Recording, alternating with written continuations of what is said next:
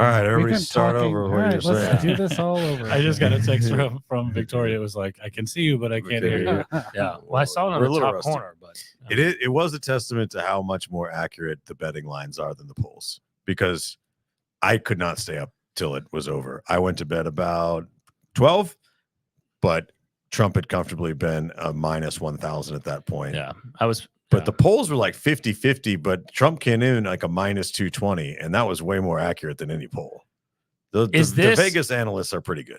One of the things I noticed is that this was much more talked about and prevalent, was how people were much more aware of the betting markets on this one. Like, I don't recall it in 2020 as much. No. And I definitely don't remember in 2016, you know, but now everyone had multiple different betting sites up, and they all were you know, much more accurate than the polls were. Yeah. Well, you got to remember how much the world has changed since 2020, just in terms of betting and sports gambling, legalization across the country and things like that. So it's a much more culturally accepted thing to just bet on everything. You could also get the feel, like I struggled yesterday finding something that was just kind of middle of the road as far as just from an opinion standpoint. I ended up settling on ABC just to watch it, because once it got rolling, they had enough people on the panel. They were bouncing the conversation around well enough. That guy who runs ABC's last name's like Mirror or whatever. I didn't really know, but David Mirror or something like that. He seemed all right. Whatever. But you could tell, though, like, they almost, at one point in the night when Georgia came out and said the thing about, like, look, there's just mathematically impossible. And it was at a point where that didn't look really good. Nobody would chalk Georgia up, even though, like, the most staunch guy in the country, the Georgia guy, came out, was like, no, it's definitely going to go to Trump. They held on to that for like 2 more hours. Because I think once they threw those 16 electoral votes or whatever, it got to a point where it was tough to come back. Everybody's waiting for Pennsylvania yesterday. I don't know about you. Regardless of the outcome, like, I love election night. Yeah, it's one of my favorite things I look forward to. I so do. I love it for this is a very perverse thing that I do, but when it goes one way or another, this on both sides. In 2020, I was watching Fox News. In 2016, I started watching MSNBC. Last night, I was watching almost purely MSNBC. I only like to watch bad takes. Yes, I want to watch. If a candidate pulls away, and I do this for both. I did this to Fox News when Trump started losing, just to see what the Fox News people had to say. I watched MSNBC all last night because I only like to watch people try and come up with enough airtime to fill when they know their candidate is out of it, and just kind of the outlandish things and the bad takes they'll start doing. It is the most fun commentary you'll ever watch. You just sit there with a glass of wine and just watch Rachel Maddow have a meltdown. Because that, I mean, it was really, if you look back, it was over about 9:30 Central Time last night. I mean, truly, when Georgia started to get to a point, and a lot of Philadelphia had already filled in, and you could kind of put the numbers together, the betting market at Trump at a minus 800 about 9:30 at night. And you don't think that the news anchors are aware of that? They got to start filling airtime. They're like, we got to drag this thing out till 2 or our sponsors are going to be real mad. There was a lot of cool stuff last night, though, from a technology standpoint, that I was like, man, the applications for some of this stuff is insane. Like, I don't know if they were, I'm sure they were showing this on many channels, but the Philadelphia thing made me bring it up. They would flip to the screen where it would show a big dot of like how many more blue votes they thought they were going to come in from the area. And they would see that dot shrinking as more votes came in, and the probability of stuff getting in. I'm like, my mind started thinking about, like, man, what if you could, like, use that same algorithm like Realist used to figure out the people who are most likely to sell in a neighborhood based off like how long they'd been in a house. And you just had little bubbles over certain areas of like the probability of getting business there. You're like, I'm going to focus over there today. Dude, the graphics game in general was bananas. It was crazy. Fox News had that one of the counties. I don't know if you saw it. It would tilt and it would go 3D, and every county would pop up, and the size of it was the relation to the population. So he'd tilt it, and then it come at you like this, and then he would talk about, and then it would turn purple, and the purple was like how purple it is how many outstanding votes they still have to count. So like lighter purple, like this guy was like a little wizard, like going through these. It was insane. I was watching on the TikToks this morning, and you know, the Onion, they have their fake ONN network, their ONN network, and they were doing that, but they're like, all right, we're going to focus on this state. Let's zoom into this county. All right, hey, look right here in this district. And they're like, oh, look here on this street. And then like zoomed in on this dude's house. Oh, and this house right here. And then like zoomed into the bedroom. I was just like, that's about where it is now. But if you think about it, they have to, like, now all these channels are doing this coverage. and you're getting people. So Tucker Carlson had 2.4 million people watching him on Twitter last night. Wow. Right. Isn't that amazing? You have the guys from the All In podcast. I was watching All In for a while. Yeah. All In podcast had over 30,000 people watching them on YouTube. Yeah. Right. So you start breaking this all down. Now you're starting to really segment your viewership. So you've got to do something to keep that engagement going. 100%. And might as well get them with good, you know, good images and 3D. It's true. Go ahead. No, it's so true. Like the pressure to keep coming up with content to keep people engaged was so prevalent last night. There's a broader message about like content creation and things like this. Like you could tell on some of the more, let's be honest, biased stations like the MSNBC, you know, after it started to go one way, they were focusing in on Georgia for a bit, and they were trying to come up with good things to say about what was going on in Georgia. And they were honing in on like these rural counties. And like, but if you look back at 2020, you know, Trump won this county by 65%. He's only up by 63 right now. So we're making gains. And it was like, dude, there's only like 700 votes in. Like, they're just trying to come up with something engaging to say to kind of keep it from like, oh, this is going a totally different direction than we thought. I think one of the things too that abundantly clear that we all know exists, but the isolation of specific types of information was apparent this morning. We had a president, by my understanding, was the first time who won the popular vote since 2004 or 8 or something like that, and is going to end up with over 300 electoral votes. Yeah. And one side is flabbergasted that happened, right? And look, I think that would have been, if the numbers went the other way, I think the other side would be just as flabbergasted. But it was really apparent to me that we get stuck in our own little information boxes, and we believe that nothing else could possibly be true, because the pure just mind blownness of the left side of the aisle today on social media is like, dude, that they got their asses handed to them yesterday across the board, it looks like. And to not have thought that was possible at all. Seems like you just didn't tune into any other narrative other than your own, because it was always possible that this was not going to go your way. Do we ever get back to what felt like before just a very polarizing sides that where you could have, like, let's say you went to an election party and it's like, all right, one side won. You're like, you're not happy if your side didn't win, but it doesn't.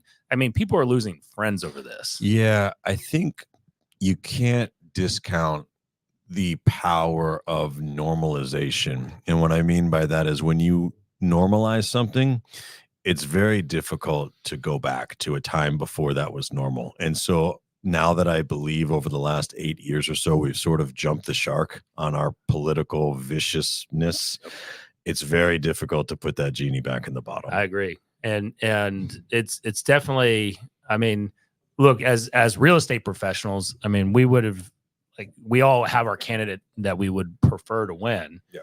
But I remember in 2016 when it was like, all right, if Trump wins this, if you know, Hillary wins, then I'm moving out of the country. And then, you know, we had all that rhetoric going, but even then it didn't feel as polarizing.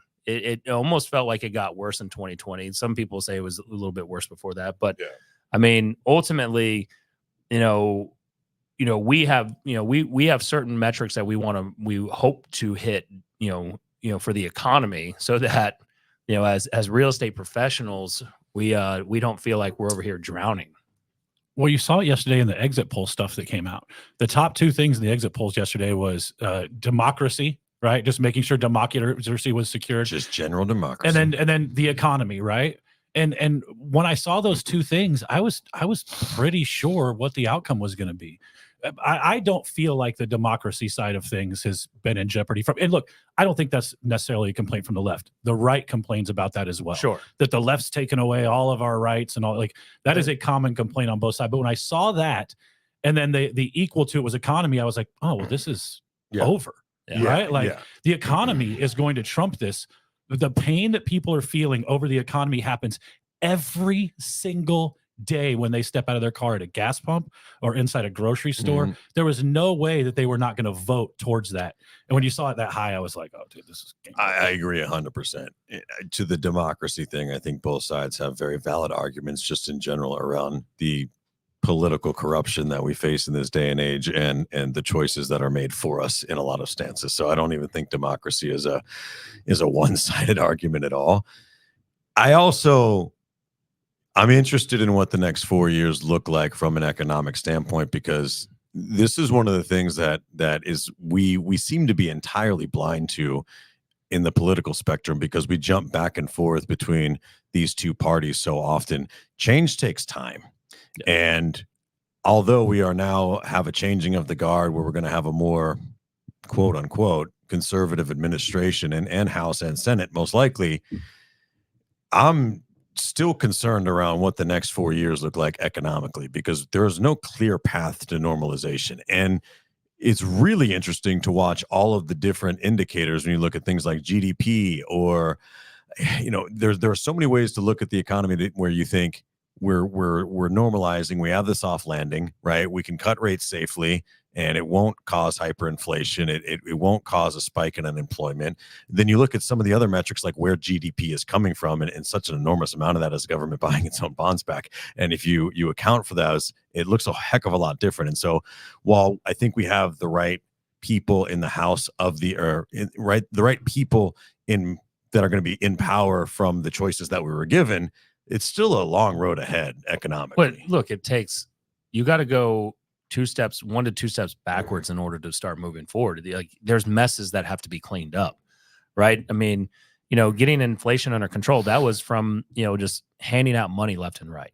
That, we're already in it. So we can't go backwards. We're already there. Yeah. And I had a real estate coach tell me one time, is like, your numbers are your numbers. Sure. Like, we can't go back in time and change them, but we can start taking action today to start, fixing and trying to put yourself in a better spot over the next 90, 120, 180 right. days, and hopefully over the next year. And so, we're going to have to go through, some pain. Yeah. And hopefully it's the right measures to get us back onto a normalized track, whatever that means. Sure. And, I asked the question in the only real estate group worth being a part of today, do you believe that now, regardless of your personal beliefs about, a Trump administration, do you believe that he'll have a positive or negative impact on the housing market? Mm-hmm.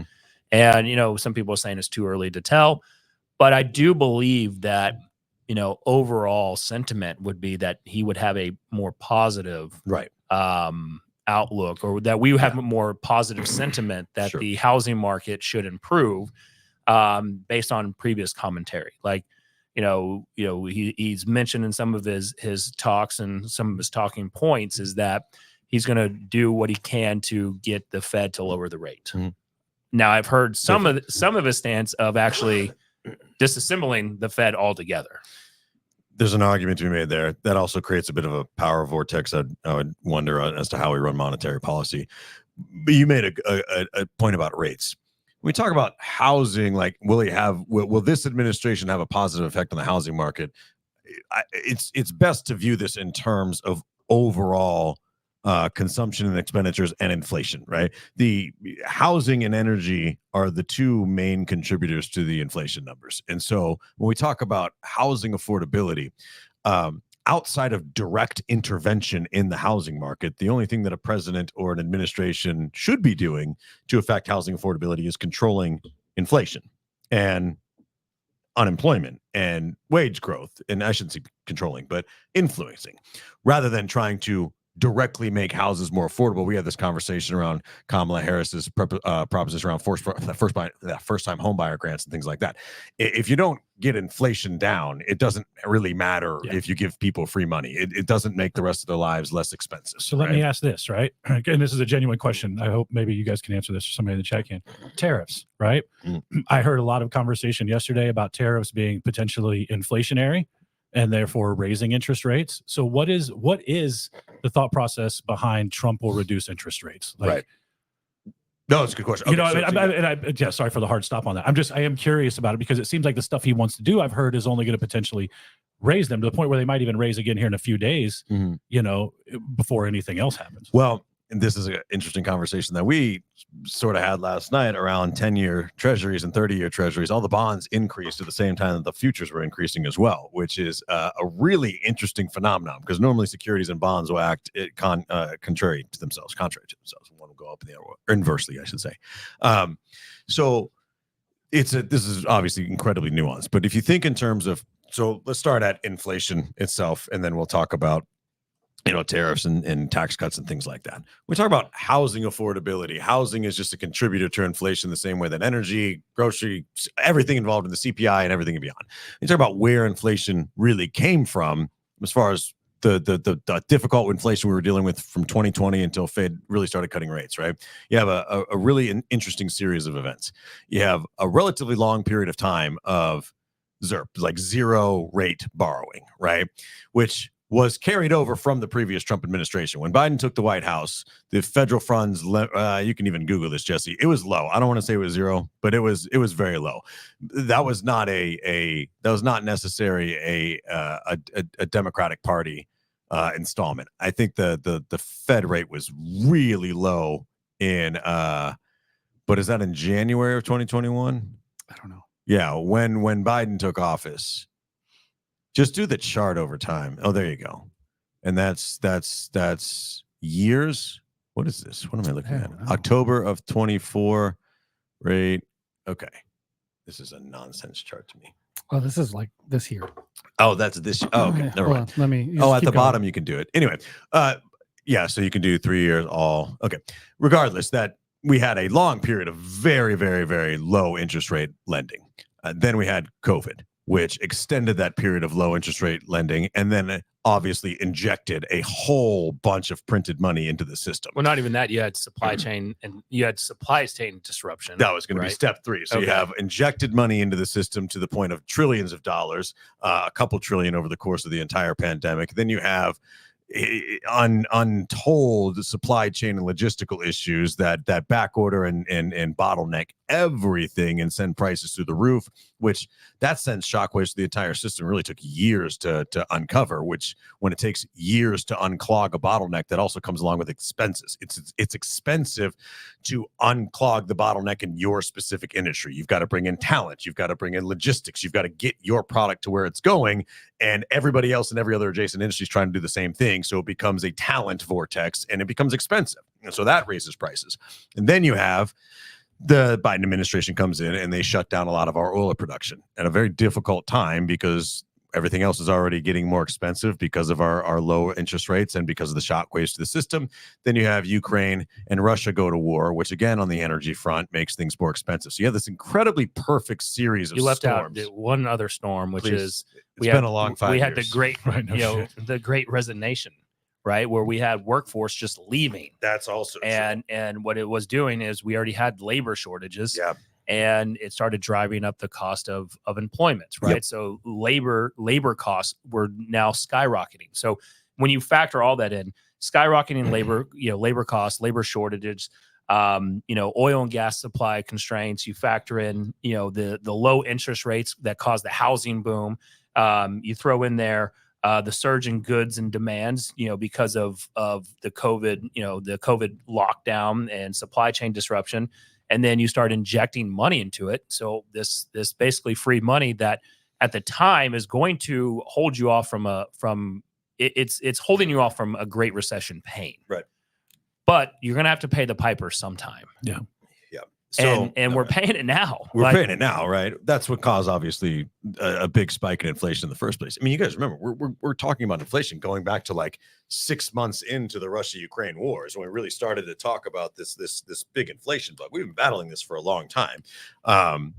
So obviously the Fed has to start raising rates so that we can get inflation under control.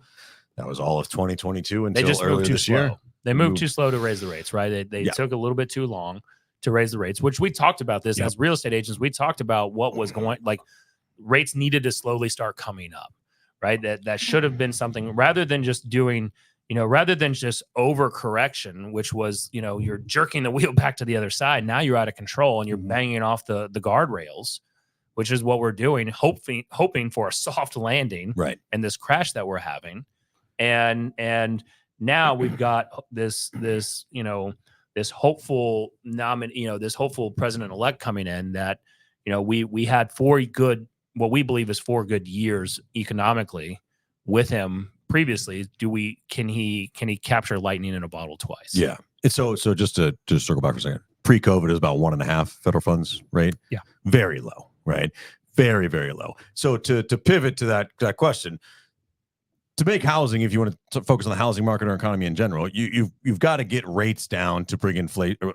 You've got to get inflation under control and be able to bring rates down so that people can start spending responsibly again without inflation going back up. And you have to do that through increasing GDP, through things like producing our own energy, creating an attractive labor market so that wage increases don't skyrocket the way they did during the Great Resignation, because that will also bring pricing up, and get rates back to an affordable level where people can invest in small business, innovation, expansion, and not do it in an irresponsible way like we were doing when we had basically zero lending rates, which again can become inflationary. Where the idea of tariffs and why this is such a nuanced thing comes into consideration. If you want to think about it, the most basic premise, and this is way part of a much longer conversation. If you're thinking around tariffs and why there's a certain camp that agrees that tariffs are the way to go to get inflation down, or lead to tax cuts, and the way that tariffs can be incredibly inflationary, you're swapping out tariffs for federal income tax. So basically, we make money. Another country, a big world superpower, let's just say, goes and produces a lot of things. We pay the federal government taxes. That's how we fund our government. With the money left over, we buy things that they produce very, very, very cheaply. They make a ton of money. We spend our after-tax dollars on being a consumer of their products and services.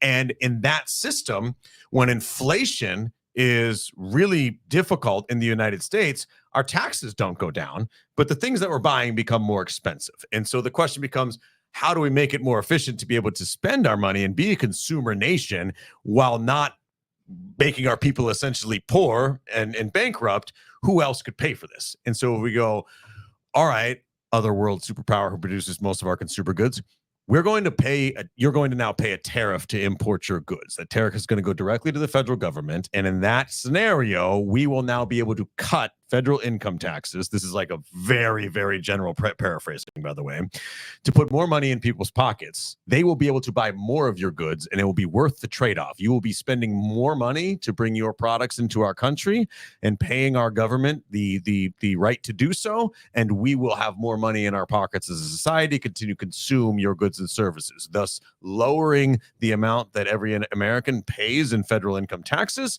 while giving them the same ability to purchase goods and services, or goods from overseas.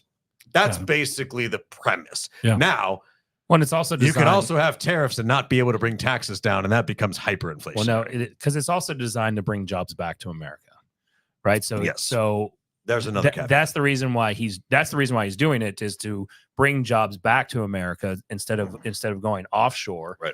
But in the short term, what it's going to do, it's going to increase prices on everyone. Yeah. It's that temporary pain, and it's going to suck. And maybe it works, maybe it doesn't, right? Only time will tell. And sometimes it's, are they playing poker? Is this a bluff? And to get back to the housing market portion of this, if they do all that, does it make the real estate industry, like, house prices aren't going to fall overnight? I don't believe that we're going to see, a drastic reduction in interest rates anytime soon. I know, Matt, you mentioned, that how many clients have you been talking to that have mentioned that they were waiting for the election? Oh, I'm probably talking to close to 150 people a week at this point, and I bet you 80% of those people are bringing. And so what were they waiting for? And so that's the main question. Yeah, it was always interest rates or housing prices. Like, that's the thing is, because the question about the election is, we're just waiting until this election's over. Awesome. What outcome are you looking for? And then they'll say a candidate's name, and then you say, well, what are you hoping they do? Right. Hoping they lower interest rates. Yeah. Awesome. What interest rate gets you back in the game? Right. And then you're having that conversation, right? Or they were, if they were, again, on the Harris side, they were hoping for the housing, grants or whatever, which, in my opinion, there's been some talks about, even, making Fannie Mae and Freddie Mac privatized. I don't know if I'm 100% on board with that. I'd have to see, is it better I still think you should have some government involvement on housing. There's talking about, lowering, deregulating the housing building. Yeah. Where it's easier to obtain permits. Yep. So that we can fill the supply of needed housing inventory there in the future. I think when I hear like easier to obtain permits, though, my mind always goes immediately to shoddy. Exactly. Work, I right? agree. Which I think is what people do. But I've got to believe there's an aspect, and there are some areas that are so overly regulated too, where it's like, we can build good houses here. You guys are just being ridiculous. I'll tell you guys a funny story that's kind of in line with that. So we were visiting a winery way, way, way up in the mountains in Calistoga. And we met these people a long time ago, and we were visiting them last month. And like, the whole joke about this winery is that you have to go up this incredibly treacherous one way in, one way out, like 8-foot wide, winding road through the mountains. And it's terrifying if you've never done it before. And so they're building a whole like new expansion. It's very, very, very cool. And this is in California. And they have this big 22-foot dirt road kind of like running through the property, like down the mountain, and then it just disappears. Basically at the end of the property line, it disappears. And I was talking with the owner about it. We were just talking about the expansion and joking around. He's like, we have to put that stuff in because a fire truck has to be able to come up here, and they won't give us permits unless we have a road on the property line that's wide enough for a fire engine to drive up, turn around, and drive back down. He's like, make no mention of the fact that the city of Calistoga is not required to put in a road that comes 3 miles up to meet my property line that's any wider than the one that comes one way in and one way out. He's like, a fire truck couldn't possibly get up here unless a helicopter dropped it off. But we had to spend $100-something thousand on making this road 22 feet wide all the way down to and you just see it just disappears at the end of the property line. Anyway, I say all of that to say, somebody makes money when you have to construct a road that costs money, right? And so there's definitely a healthy middle ground between regulating around permits to make sure we're not doing shoddy work and over-regulating to just put money in people's pockets because you can say you need to do this because of safety, even though it's incredibly illogical. It's also just a money grab for cities for permitting fees and everything else. I think it's I remember building some houses, some duplexes, and the permit fees alone that's more than most people make in a year. Like, it's ridiculous. And there's nothing you can do. That's if you want to get your permits passed, you got to pay this permit fee. So, I agree with you though. You hear this about deregulation and you think, all right, what are they gonna like? Are they building this with twigs? Yeah, that it's taped together. But I do agree that I think that there's probably some red tape that they can. There's like a most responsible, lowest barrier to entry. Yeah, you could find. And I think there's a need for housing like that, affordable housing that's serviceable, but again, not opulent in any way at all. The other sensitive subject that I think came from this election that I heard brought up last night, and I think it depends on what side of the fence you're on. This was with the immigration side of things. You got one side that says, if you start deporting people, there'll be more housing available. And then you got another side that says you're deporting the people who are helping you build the houses, right? So it's like, and then are you really even, because I will tell you, we have somebody in our lives, who I'm related to, who is heavy in the apartment business. And that person definitely voted for the left side of the aisle, but then also will turn around and be like, Venezuelans are a real problem.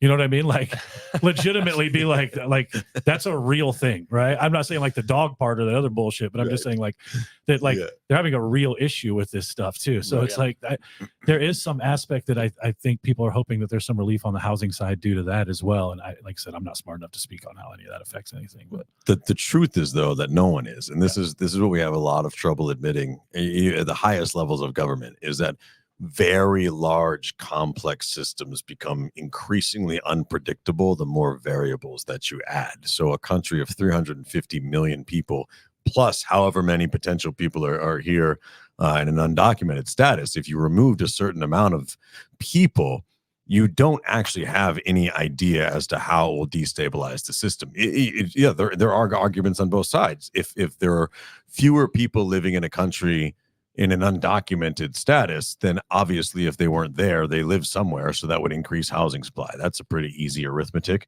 How those people make a living, and if they weren't there to do that, that's an entirely different variable that's really hard to just do some napkin math on and see how it's going to affect things. We run on policies that are very black and white. The world does not operate in black and white in any way, shape, or form. And we campaign on just the over polarization of the topic itself, right? Like, and somehow every 4 years this happens, and we believe that that again mass deportation is going to lead to this, or that even with the undocumented immigration coming in, that all this bad stuff's happening, and we actually start to believe it. They're eating the cats, they're eating the dogs, right? And we start to believe this stuff, and I don't know why we allow ourselves to go down that rabbit hole when we know that.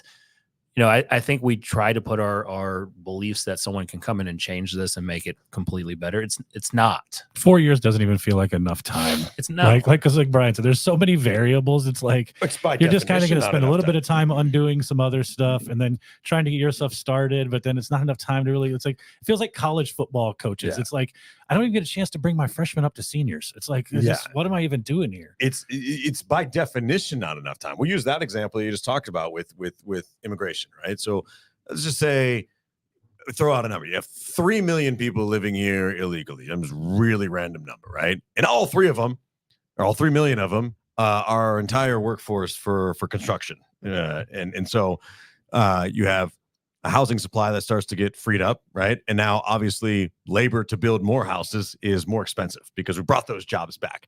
By definition, the cost of labor in that market has to increase because we've got to pay people a higher wage because we've brought those people, or we've brought those jobs back to citizens of the United States. That by definition will cause an increase in construction prices, in construction costs right out of the gate, right? And so how do you unfold that over time and get it to the point where housing prices are not skyrocketing? Well, you have to build a labor market, which takes time, because the reality is that would be a much needed trade if you got rid of everybody who is illegally in the construction business in America. That would be a huge dearth of talent. So that would be a very attractive industry to get into again, all of a sudden, like it might have been 40, 50 years ago. So you would have talent come in.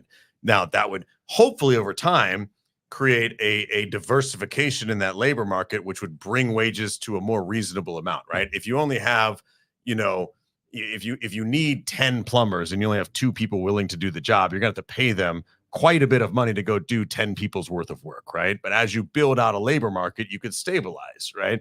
But that also takes, that in and of itself could take years and years and years, right? So that's just like one tiny variable. If you extrapolate that to every one of the infinite variables that a society is constantly in flux with, no one has any real idea how any one decision is going to affect anything else. Like, look, it's easier to implement free pizza Fridays to get you elected as school president than trying to figure out how to do mass deportation. Like, and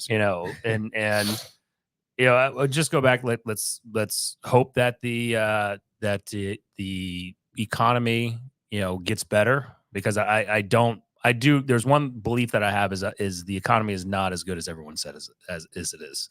Right. We had 12,000 jobs created in October. But the weather was bad. Is that what it was? Yeah. It was the weather and the labor strike, or the port strike that lasted all of like less than 48 hours. Yeah, I was going to say an afternoon. Like 48 hours. Well, there was like 4 thunderstorms, and the port strike was like 72 hours. So no wonder. This is kind of like, no, that's what they said. This is kind of like what happens every year this time in real estate, where like we hit Halloween, everybody's like, well, I'll start calling again in January. Yeah. It's the holiday. days. It's like there's like 3 days that are jammed up in the next 60, but everybody's like, oh, it's the holidays. Yeah, just we're done working. No, seasonality, right? Like see you all again January 2nd. Yeah, if you look at the job, like very tangible things, and you get rid of the noise. If you look at the percentage of GDP that is homegrown, essentially, which wouldn't exist in a self-sustaining economy, and job creation, there's like some really basic KPIs that you're like, a healthy economy would be doing probably better than this in these categories. And then you throw this entire fun little inverted yield curve into the mix, and there's like a lot of signs pointing to a very difficult thing to unwind. I will say the first 30 minutes of the last All In podcast from this last week was pretty troubling. Pretty troubling. So if you haven't listened to it, go check that out. Yeah, those guys are really good. Can we bring it back to the NAR lawsuit commission stuff? Yeah, we haven't talked about that. We haven't talked about that. Oh man, I love that. Since the last time we did a show. I've been out steering everybody, so I have been too busy. Yeah. So this is this was posted, and I asked the question, and the only real estate group worth being a part of is Leo Praha, I think it is. He's the CEO of EXP. And he had an op-ed out there that talked about the next big potential commission lawsuit is about agents steering their clients away from houses that are not offering a buyer's agent commission. Yeah. And, when I first read this, I was like, all right, let me kind of break this down and understand it. And the more I kind of wrap my head around this, and the more that we've implemented stuff in our business, I don't really understand how this could be a wave of lawsuits that could happen, because with the new August 17th ruling, we now have to have a buyer's representation agreement in place before we can go and show a house. In that representation agreement, correct me if I'm wrong, it talks about who's paying what commission, and if I understand the buyer's rep correctly, it's stating that the buyer is paying that buyer's agent the fee. Yeah. So I mean, this paragraph right here, I don't want to read it word for word, but Leo's essentially saying that an agent calling the listing agent and asking around commission and then deciding not to show that home because they're not paying a commission, that would be steering. To your point, if we're doing things the way we've talked about doing them, that should be irrelevant because your buyers have already agreed to pay you. Correct. Buyer rep. Yeah. Right. So like, I don't understand. The initial part of me goes, how are you ever going to prove it? First off, like when I cancel my thing on showing time and it gives me the drop down box of the reasons I can cancel, it doesn't say not paying enough. You know what I mean? So it's like, first off, good luck just proving this in general, right? Like you have to be a next level dip S as an agent to like really do something silly here. And I agree with you. The way we talked about all this before this unfolded that I found has not been necessary is you have your buyer rep in place. So because I thought at the beginning of this, well, I'll just send an email to my clients and have them confirm that if it's not paying at least X, that they don't want to see it, right? That way I have in writing from them and I don't have to worry about being steered. They're the one who instructed me to do it. I still think that's a great CYA thing to do if you really wanted to. But with the buyer's rep in place, I don't understand, unless I was directly instructed by that buyer not to show them anything under X%, why I would do that. Because let's say my buyers agreed to pay 3% and this seller's offering 2%. I've now just saved my buyer 2% of my commission. That's still a win for them. Does this mean that if we really were to break this down, because there's a comment, if you go to the only real estate group worth being a part of on Facebook, Jason Northcutt starts in here is like, where do I start? I do feel a large amount of the agents are steering. When they first text, call, or email, they're asking, are you paying 3%? That says a lot. Then agents texting, I'm not showing unless you pay me, etc. So he says, yes, there are buyers out there that are steering as well. Our buyers agents, smart agents are getting the buyer's request in writing just for a CYA. Yeah. So the way that I'm understanding this I don't necessarily feel that it's steering. I believe that agents are not adapting to become the professionals they need to be. they're still trying to run as the way things used to be. I think those agents don't have buyer reps in place. I think the real problem that's happening is agents are still because in this thing, sellers are still, I can tell you right now, I just put 2 buyers under contract. People are still offering what was considered the traditional commission Correct. before, right? They just are. So this has not become an issue yet in the sense of not making the money. Until this market shifts and sellers can switch over to where they're offering lower compensation, you haven't affected any change as far as forcing buyers agents to get these reps signed. So I think what we're actually seeing and what Northcutt's responding to in there is that agents are calling to make sure that they're still getting paid their 3%, and because they feel entitled to that 3%, they're now being like, well, I don't have a buyer rep in place to sustain me, and therefore we're not going to see this property because it's not paying the 3% or whatever. Right. And they don't have a buyer rep to back them up, which then I do think is where not only is that steering, now you have a whole other issue with you're breaking what is new real estate law by not having buyer reps. Okay, so that makes me see this from a different perspective. Okay, that makes perfect sense. And then, so basically, let's just say here's the situation. Let's just say a buyer's agent didn't get a buyer rep sign, gets a call from a buyer. They want to see a house. They call ahead of time, ask about a certain commission percentage, say they're not going to show it if it doesn't line up. That's obviously steering. And then 2 would be if you do have a buyer rep, well, then the question about compensation should be irrelevant. You should never even be calling the agent and asking. You should just be submitting your offer because you've already agreed with your buyer in your buyer rep agreement what you're getting paid. Now, if part of that comes in a concession from the seller, then fantastic, but your buyer's already agreed to make up the difference. So let's just say you have a 3%, thing in your buyer rep, and you're calling and you're saying, we're only offering 2 or 1 or whatever, and you're deciding not to show, then you are steering and you should be sued. Yes. Because that means you've entered into an agreement with your buyer where they will pay you a certain amount, but obviously one of the sides is not holding up that end of the bargain. If you're saying that, basically in that case, the only reason I can think that you wouldn't show a property is you said to your buyer, you did it the old way. Yes. You said 3%, but don't worry about that. The seller always pays. Or you didn't bring it up at all. At all. Because that's what we used to do with buyer's reps because of cooperative or broker co-op. We're like, hey, this thing in the buyer's rep that says you'll pay 3% if the other side doesn't pay it, don't really worry about that because they always pay it, right? That means you're still doing that. Yes. You're getting them to agree, then calling, and then if they're not offering the same amount, then you're saying you're not showing. You 100% are steering. Then that I agree with, and then I agree with Leo as well. That is definitely lawsuit worthy. And with as much electronic signatures we use, this would be super easy to find out, by the way. Just go look at when the electronic signatures are on the buyer rep and see when the contract was signed. And I bet you the buyer rep was signed the day of. Well, and the buyer, you could have simple buyer testimony, right? Yeah. Like the buyer, if I hired a real estate agent and their pitch to me was like, don't worry about this thing in the buyer rep, I'm going to go negotiate that with the seller. And then you didn't show me houses, or you convinced me not to look at something because of X, Y, and Z. But the reality is they weren't paying the rate that you and I had agreed to. And you were uncomfortable coming back to me and saying, hey, I know I told you that I was going to get the seller to take care of it, but unfortunately, we had an agreement. I would sue you. Yeah.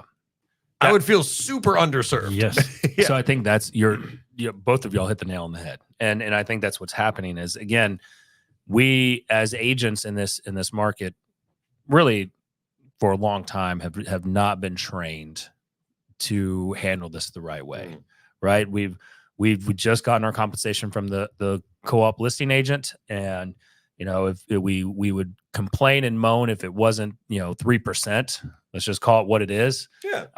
We're not saying that's what it should be. But yeah. That's what people. That's just what they would complain about, yeah. And then they, in all reality, the way that we've always taught it is that, hey, I've got a buyer's rep. This is my fee. Yeah. This is what I charge. If I can go get it from the listing agent, if I can get it from the seller, great. If I can't, you're going to have to pay the difference. Exactly. And that's been something, I don't even know who trained us on that.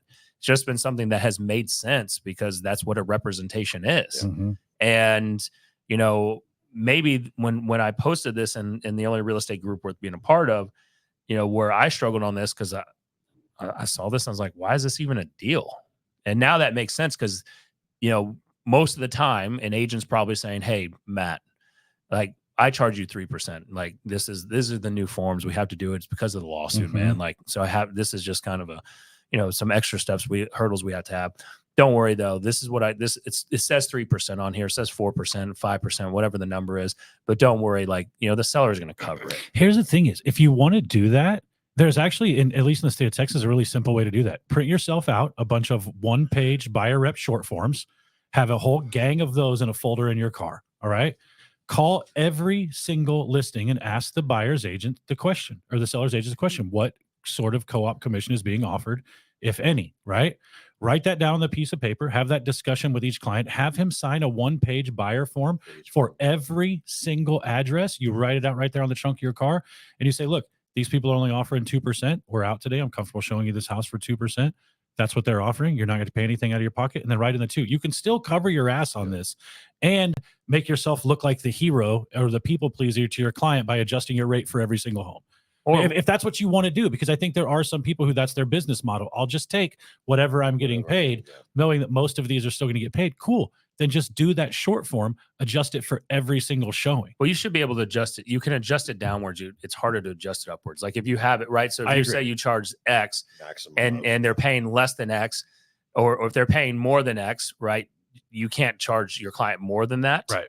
But if it's, which to me, well, is it legal to write that? And this is where I don't agree with the new rules in any way, shape, or form. One, I think it's over regulatory. But two, like if I signed a buyer rep with you and I said, in the buyer rep, we put, you agree to pay me up to a certain percentage, but then we put in the special provisions or whatever, like I will only get paid what the other side is offering, no matter what. Almost like a reverse escalation clause. Yeah, like basically, like you will pay me up to X amount and no more, or I will get paid up to X amount and no more, but it's going to be variable based on what the other side is paying. Yeah. I'm not, if it's 1, it's 1. If it's 2, it's 2. It's 3, fantastic. And if it's 0, I'm taking that risk. Or like Matt said, even if you don't want to print out every single, a single showing representation agreement, have something, again, email in writing or a separate document, have an attorney draft it up, just says if a seller or listing agent is not paying X, do you still want me to show that property? Yep. Yeah. Right. And as long as they have a yes or no or whatever that may be, now that's opened the door. But most agents are not comfortable talking about compensation. They can't even talk about this buyer rep form. They sure as hell aren't going to be able to put some legal document they had drafted in front of anybody. Yeah. Which is something that, when we first started the show, you're not going to hear the intro because we were muted. So just I don't know what you're talking about. Yeah, exactly. But there was conversation that's happening at large brokerages about, the average agent, the individual agent is actually producing less. They're producing less and less. The average agent is now becoming like the middle class, where they're starting to go. That productive individual agent is becoming a very small segment of agents. Like so what we're starting to see is the teams. The production is now starting to come out of teams. Yep. And the team growth that will happen, that will compound over the next several years, that we will start to see less agents involved in this marketplace. And you're going to see you're going to see a lot more highly skilled team members going out there that are offering better services, that, they're commanding the fee that they charge, but they get a lot of amenities with it. And so we're going to start to see that play out over the next several years. And I believe that with everything that's gone on, just economically with the NAR lawsuit, that we're now, we set that ball in motion and it's going to go faster and faster. I agree with that 100%, man. We've talked about this a lot. I don't think the individual agent is going anywhere necessarily. I just think that the strongest are going to survive, and you're going to have a lot of people that were really barely hitting the numbers that they needed to make it a viable career start to slide a little bit. The technology is really starting to move exponentially too. What you can do with AI and what you can do with video production and the way the agents are going to stand out and create better messaging is if you're not being trained on that and then getting access to it immediately, you're getting left in the dust. I just see that the type of AI I have access to and how it changes on a monthly basis. I'm like, dude, the conversations it's having, I couldn't have myself. Yeah, the pound for pound, though, the individual agents that really lean in and build a business of the future, there's going to be the same or more transaction sides in the future, right? Especially from, the trough where we might be right now in 2023 and 2024, we're going to increase transaction sides going forward. And so if you have fewer people in the space, pound for pound, they're going to be more productive. So I don't want this to sound bleak. Like we've talked, how many times have we talked about non-producing agents in the show? What was the stat we threw over on the agents, last year that produced 0 or 1 deal? It was like an enormous amount. Over 40%. It was over 40%. So you could legitimately lose 40% of the industry and only make people more productive. So I'm not trying to say this is doom and gloom. It could be a really great thing for either teams or individual agents that lean into the business of the future. You could see individual agents doing 80 to 100 transactions a year the way that they used to struggle to do 8 million. Well, we haven't said this on the show in a long time because I think it's been such a different market since COVID. But if you are an agent, right, you've done a lot of really hard work to get in this industry and stay in this industry, and you find yourself having to get out and you haven't explored teams, you should. Bro. Like you should never leave real estate without attempting to join a team. Agreed. And give yourself a 6-month runway. I'm not saying don't come to a team with 30 days of money left and expect them to bail you out, because that's not how it works. Yeah, no. But you should not be leaving the industry without joining a respectable team in your market center, in your brokerage somewhere, and just turning in your license, because there's still runway for you on a team. Couldn't agree more. Could not agree more. All right, 231 in the books. Go listen to the muted part at the very beginning. It was the best part of this show. The only good part of the show. Yeah, you can send some videos of you lip syncing us talking.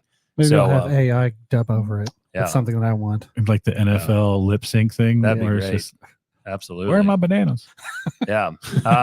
No sponsors today's show. So just if we could ask one thing, just go over to the only real estate group worth being a part of on Facebook and go put your opinion on there, whether you think Trump's administration is good or bad for the real estate market. And then you can chime in if you're steering or not. Just let us know if you're one of the problems. Let's make it public. So we'll see you next time, whenever that is. Next Wednesday, for sure. All right. Yep. Yeah, let's do it. Guaranteed. Hey, thank you for watching. We truly appreciate it, checking out another episode of the Only Real Estate Podcast worth listening to. If you're watching this on YouTube, please go ahead, hit that share button, hit that like button, and hit the subscribe button. Right? We're dropping more stuff on YouTube constantly.